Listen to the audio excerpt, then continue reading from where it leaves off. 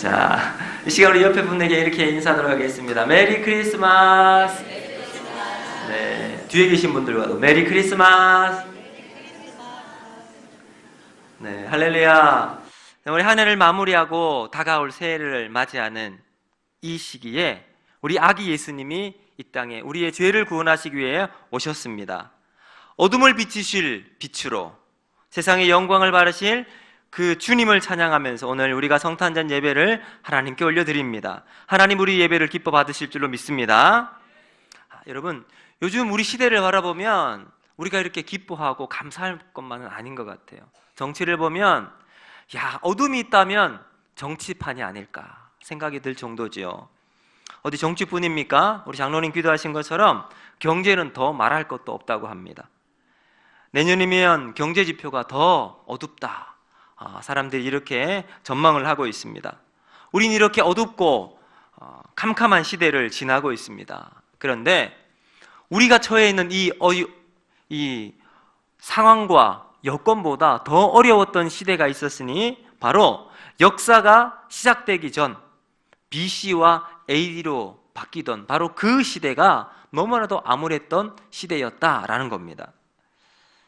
BC, 바로 Before Christ, 예수님 이전, 역사 전, AD, 아노 아미니, 예수님 이후. 여러분, 그 중심에 우리 예수님의 탄생이 있습니다. 그 시대는 칠흑과 같은 어두움이 지배하고 있었던 시대였습니다. 나라를 빼앗기고 핍박을 당하던 백성들은 전 세계로 흩어졌습니다. 여러분, 흩어진 그 백성들이 얼마나 많은 핍박을 당했겠습니까? 가는 곳마다 냉대와 차별을 당했을 겁니다. 그들은 하나님께 부르짖었습니다. 그런데 하나님께서 아무런 소리도 들리지 않은 것처럼 반응도 나타나지 않았고요, 하나님의 응답은 들리지 않았습니다. 하나님은 얼굴을 돌리시는 듯한 침묵만이 가득했던 시대, 그런 세속적인 흑암과 영적인 어두움이 무려 400년 동안 온 땅을 짓누르고 있었습니다. 그러한 시대 속에 본문에 한 인물이 등장합니다. 바로 시므온이라는 사람입니다. 이 시므온은 성경에서요, 딱 누가복음, 오늘 우리가 보았던 이 누가복음에만 등장하는데요, 이 사람의 별명을 보니까 하늘의 위로를 기다리는 자라고 되어 있습니다. 여러분, 왜 이런 별명이 붙었을까요? 아마 이 시므온이 살아가던 그 시대, 시므온 자신도 하늘의 위로가 아니면 이 땅에 도무지 위로를 찾을 수 없는 시대였기 때문일 겁니다. 그런데 성경은 그에 대해서 이렇게 이야기합니다. 그는 의로운 자, 경건한 자, 이스라엘의 위로를 기다리는 자, 성령이 그와 그 위에 있었고 성령의 지시를 받은 자, 이렇게 평가하고 있습니다. 그럼 이처럼 시므온은 좋은 신앙을 가지고 있는 사람이었어요. 여러분, 성경을 보면 수많은 인물이 나오지요? 그리고 그 인물들에 대해서 성경은 평가하고 있습니다. 어떤 인물은 아주 좋은 평가, 호한 평가를 받았던 반면에 어떤 사람은 참 차라리 기록되지 않았으면 좋을 법한 그런 악평을 담고 있는 사람도 있습니다. 노아를 한번 보세요. 노아는 하나님의 말씀에 순종해서 햇빛이 쨍쨍 찌고 있는 그 날에도 저 산 중턱에서 방주를 만들었습니다. 사람들이 조롱했죠. 무슨 배를 산 위에 만드냐. 그런데 하나님은 그를 이렇게 말씀하십니다. 의인이요 완전한 자, 하나님과 동행한 자, 이렇게 평가하고 있습니다. 믿음의 조상 아브라함, 그는 하나님을 경외하던 사람입니다. 하나님을 믿고 하나님이 그것을 의로 여겨서 하나님의 벗이라고 하는 칭호까지 받았던 사람입니다. 여러분, 또 다윗을 보세요. 위대한 왕, 이스라엘이 가장 사랑했던 다윗 왕, 그는 하나님의 마음에 합한 자라는 평가를 받았습니다. 여러분, 반면에 이스라엘의 첫 번째 왕이었던 사울 왕, 그는 하나님의 큰 기대를 가지고 왕이 되었지만 하나님 말씀에 순종치 않고 결국은 버림받은 왕으로 기록됩니다. 여러분, 북이스라엘의 아합 왕, 그 모든 왕들 중에 가장 악한 왕이라고 하는 아주 치욕적인 모습이 성경에 기록되어 있습니다. 여러분, 가룟 유다는 어떻습니까? 12제자였죠. 예수님이 정말 고르고 고른 12제자 속에 포함되었지만 그는 결국 예수를 판 자라는 불명예를 안고 성경 속에 기록되어 있습니다. 여러분, 우리는 다른 사람들에게 어떻게 기억되기를 원하십니까? 어떤 사람으로 여러분은 기억되고 있을까요? 우리는 우리의 이름이 성경에 기록될 일은 없을 거예요. 그러나 하나님의 기념책에는 우리의 이름이 기록될 것입니다. 말라기 3장 16절을 보면 이렇게 말씀합니다. 그때에 여호와를 경외하는 자들이 피차에 말하매 여호와께서 그것을 분명히 들으시고 여호와를 경외하는 자와 그 이름을 존중히 여기는 자를 위하여 여호와 앞에 있는 기념책에 기록하셨느니라. 아멘. 자, 여러분, 분명히 하나님께서 우리의 이름을 하나님의 기념책에 기록하신다라고 말씀하셨죠. 그럼 국어 문법에 보면 형용사라는 게 있죠. 형용사는 명사나 사물을 꾸며주는 말이에요. 그 형태나 동작이나 여러 모습을 기록하는 게 쓸 때 우리는 형용사를 사용합니다. 예를 들어 잘생긴 얼굴이라고 하면 그냥 얼굴이 아니라 그 사람이 어떻게 생겼는지 잘생기다 표현하죠. 이게 바로 형용사입니다. 시몬의 형용사를 한번 보세요. 시몬의 형용사는 의롭다, 의로운, 경건한, 예수님 보기를 기다린, 성령의 인도하심을 받은 자, 이렇게 성경은 기록하고 있습니다. 만약 우리가 하나님의 기념책에 기록된다면 어떻게 기록될까요? 여러분은 뭐라고 기록될 것 같으십니까? 여러분, 우리가 신앙생활 해나가면서 하나님이 우리 각자에게 붙여준 형용사가 있을 거예요. 우리는 그것이 무엇인지 알지 못하지만 우리가 지금 이 시간부터 다시 한번 결단해서 하나님, 나는 하나님 앞에 정말 믿음이 좋은 사람으로 기록되기를 원합니다. 이런 소망이 있기를 주님 이름으로 축복합니다. 자, 믿음직하고 충성스럽고 사랑스럽고 믿음이 강하고 의롭고 진실하고 한결같은 자, 이런 여러분 좋은 형용사가 붙으면 얼마나 좋겠습니까? 근데 반대로 교만하고 불순종하고 제멋대로고 게으르고 탐욕스럽고 분노하고 시기가 많고 허영심이 많고 인색한 자, 이런 이름이 붙어 있으면 얼마나 불명예스럽습니까? 우리는 어떤 사람을 소개할 때 그 사람을 그냥 말만 하지 않아요. 이름이 뭐고 어디 살고 이것만 얘기하지 않죠? 그 사람은 아주 훌륭한 사람입니다. 그 사람은 아주 착한 사람입니다. 사람들에게 배려하고 마음 씀씀이가 아주 넉넉한 사람입니다. 이렇게 그 사람을 앞에 이야기합니다. 설명하지요.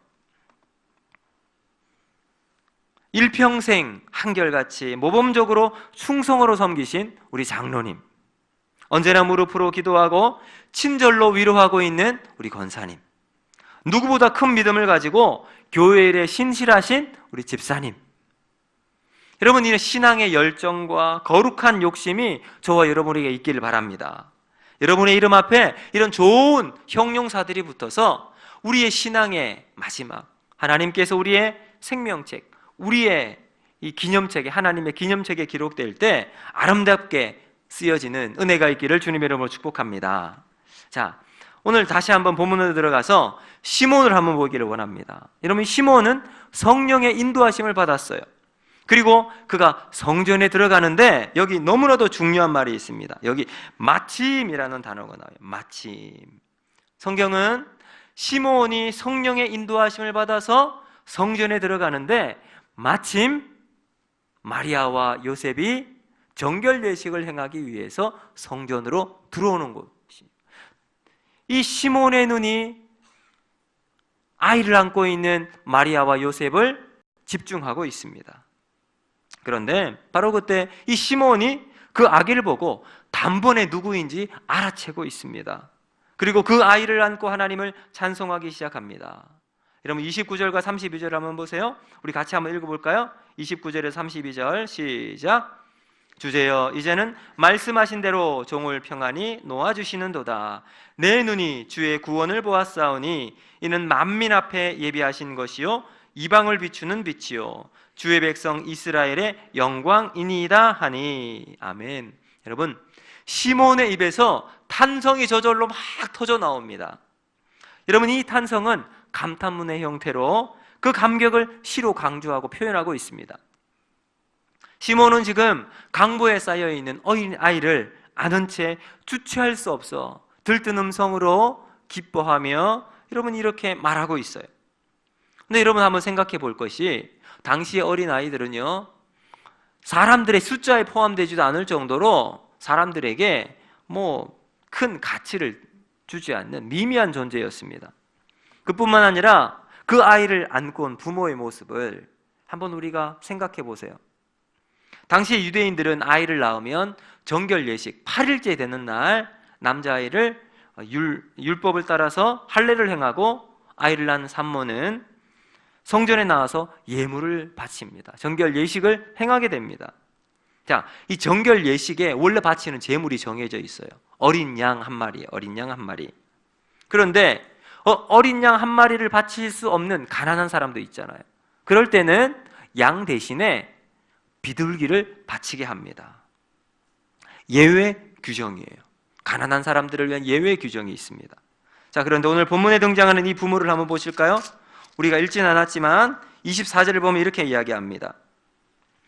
또 주의 율법에 말씀하신 대로 산 비둘기 한 쌍이나 혹은 어린 집 비둘기 둘로 제사하려 함이더라. 자, 무슨 말이에요? 이 부모는 어린 양이 아니라 비둘기 2마리로 가지고 나아갑니다. 여러분, 이 말은 이 부모의 형편이 넉넉하다는 말이에요? 넉넉하지 않다는 말이에요? 넉넉하지 않기 때문이지요. 어린 양 한 마리도 마련할 여력이 없는 아주 가난한 부모. 여러분, 근데 부모의 사정을 한번 생각해 보세요.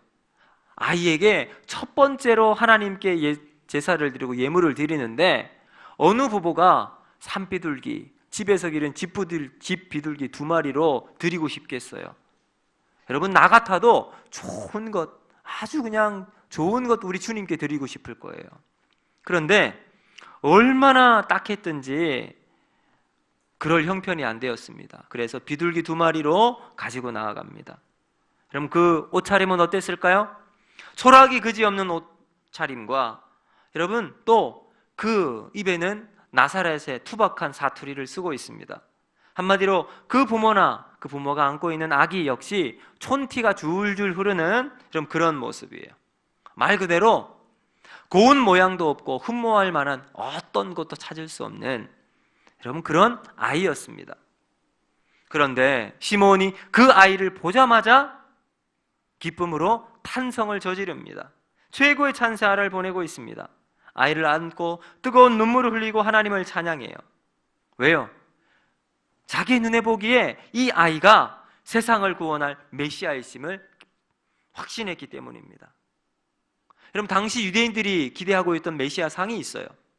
이 메시아는요, 당시에 로마가 이스라엘을 압제하고 있었기 때문에 로마의 황제보다 더 강력한 힘을 가진 사람을 기다리고 있었어요. 로마가 다스리는 평화, 팍스 로마나를 뛰어넘고 로마의 그 모든 굴레를 벗어던지고 이스라엘을 모든 백성을 하나로 이끌 민족의 위대한 지도자를 기다리고 있었습니다. 자, 이것은 예수님을 따르던 제자들의 모습을 통해서도 확인을 할 수 있는데요. 자, 가룟 유다를 한번 보세요. 가룟 유다가 예수님을 얼마나 열심히 쫓은 줄 아세요? 다른 사람들보다 훨씬 뛰어나게 쫓았어요. 열정과 열심을 다해서 쫓았습니다. 그런데 마지막에 배신했죠. 왜요? 자기가 생각하고 있었던 메시아가 아니었기 때문입니다. 동방에서 온 박사들, 여러분 이들도 왕이 태어난다는 소식을 듣고 그들은 별을 쫓아서 어디로 가죠? 예루살렘 성으로 갑니다. 왜요? 왕이 있는 성이었기 때문에 분명히 이스라엘의 메시아가 태어날 텐데 그 메시아는 왕으로 오실 것이다 하고 왕궁으로 갔습니다. 베들레헴의 들녘에서 양을 지키던 목자들, 그들에게도 하나님의 천사가 나타나 모든 것을 미리 현몽하고 알려주었습니다. 징조를 보여주셨죠. 너희를 위하여 구주가 나셨다는 놀라운 소식을 듣고 그 후 재빨리 베들레헴으로 달려가 구유에 누워 있는 아기를 보고 천사가 자기들에게 말했던 모든 것을 그 부모에게 알려주었습니다. 자, 그런데 오늘 본문에 나오는 이 시몬 한번 보세요. 어떤 징조도 없습니다. 그저 초라한 부모의 품에 안겨 있는 그 어린 아이를 보자마자 이방을 비추는 빛이요 이스라엘의 영광이요 구원자이심을 확신하는 고백을 하고 있습니다. 비결이 무엇일까요? 어떻게 이것을 알아볼 수 있는, 예수님을 알아볼 수 있는 이런 안목이 생길 수 있었을까요? 여러분, 이것은 시몬의 평소 삶을 통해서 확인할 수가 있습니다. 여러분, 27절을 보면 성령의 감동으로 성전에 들어갔어요. 이 말은 평소에 그가 늘 성령을 사모하며 성전을 사모했던 사람이라는 거죠.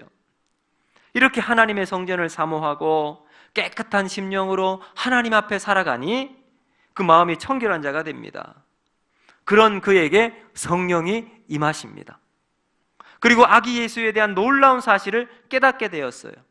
성령 충만한 사람이 되니 메시아를 만나고 탄성을 부를 수 있는 그런 사람이 되었다는 겁니다. 여러분, 예수를 만나는 모든 사람들은 다 그 입에서 놀라운 탄성이 터져 나오게 됩니다. 예수님께서 아버지 요셉의 손을 잡고 예루살렘에 들어갔던 때가 있습니다. 그때 모든 사람들이 이제 다시 고향으로 나사렛으로 돌아가는데 예수는 그 예루살렘 성에 머물러 있으며 율법학자들과 대화하고 듣기도 하고 묻기도 하면서 그 듣는 자가 그 지혜에 다 놀랐다고 이야기합니다.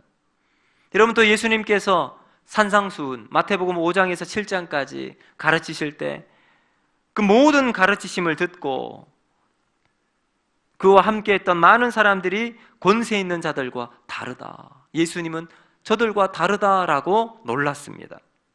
갈릴리 바다에서 풍랑을 잠잠케 하실 때 제자들이 놀라고 바람과 바다도 순종하는 저 사람은 누구인가 그렇게 놀랐죠. 수많은 병자들을 다 고치실 때 그 무리들이 그 모습을 보고 예수를 그리스도로 인정하고 놀라운 탄성을 불렀습니다. 여러분, 그리고 이 탄성은 십자가와 부활의 사건을 통해 절정을 이룹니다. 십자가 앞에서 한 백부장이 예수의 숨주심을 보고 이 사람은 진실로 하나님의 아들이로소이다, 여러분 이렇게 고백했죠. 예수의 부활을 만났던 여인들과 베드로, 방 안에 있었던 모든 제자들, 다메섹 도상에서 예수를 밝은 빛으로 보았던 사울, 이들은 한결같이 예수를 만나서 그 마음 깊은 곳에서 놀라운 탄성을 지릅니다. 여러분, 탄성을 불렀다는 것은 내 삶의 현장에 놀라운 일이 일어났다는 것을 이야기합니다.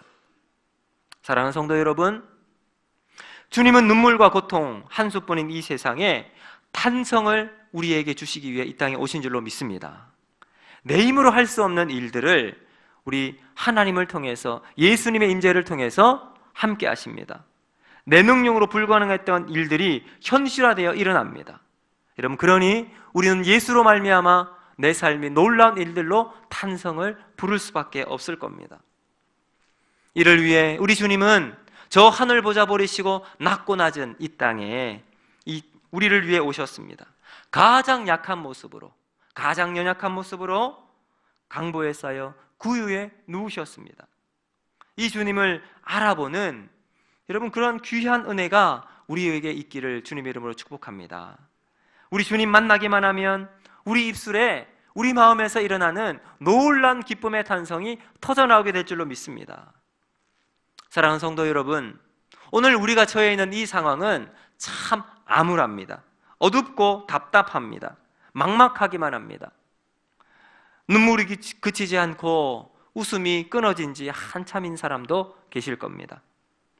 여러분, 이런 세상 속에 우리의 유일한 소망은 예수 그리스도 한 분이실 줄로 믿습니다. 우리 예수님은 우리 입에서 탄성을 자아나게 하시는 그 놀라운 하나님의 아들이십니다.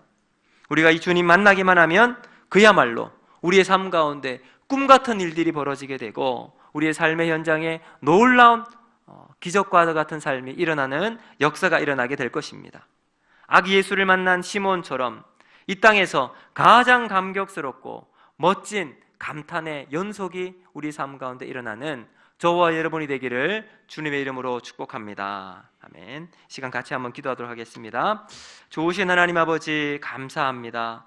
성탄의 기쁜 아침을 맞이해서 우리 모든 성도들이 우리 아기 예수로 오신 예수님을 찬양하며 예배합니다. 주님, 우리가 이 세상을 바라보면 소망이 없고 한숨과 걱정과 근심뿐이 없는 이 세상을 우리가 살아갑니다. 그러나 우리 예수님 우리에게 임하실 때 모든 근심과 걱정은 사라지고 하나님이 우리에게 주시는 기쁨과 감격의 탄성이 우리 입술과 우리 마음속 깊은 곳에서 터져나오기를 원합니다.